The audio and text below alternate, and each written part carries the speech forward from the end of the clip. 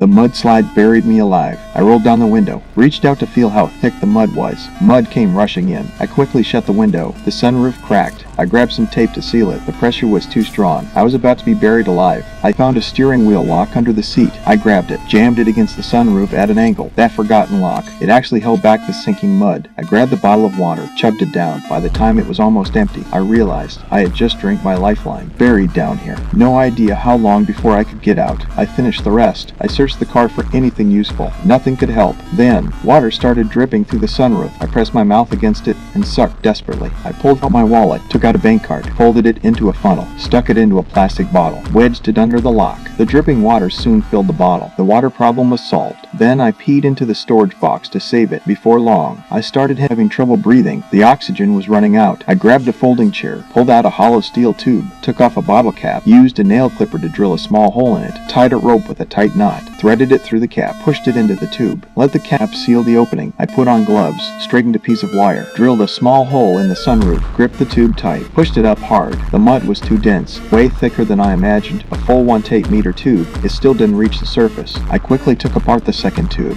threaded the rope the same way, connected it to the first one, pushed it up slowly. The whole tube disappeared. I realized in despair. 2 tubes still weren't enough. I took apart the last one, pushed up with everything I had. Something was blocking it, no matter how hard I pushed. I screamed in frustration. I grabbed the car jack, tried to push the tube up with it. Before long, the jack reached its limit. The tube still didn't break through. I put a thin towel on my shoulder, pressed my body against the tube, pushed up with all my strength. Suddenly, my shoulder gave way. The tube broke through. I quickly shoved the wire in, knocked off the cap at the end. I lit up through it, a faint glow at the top. I sucked in fresh air.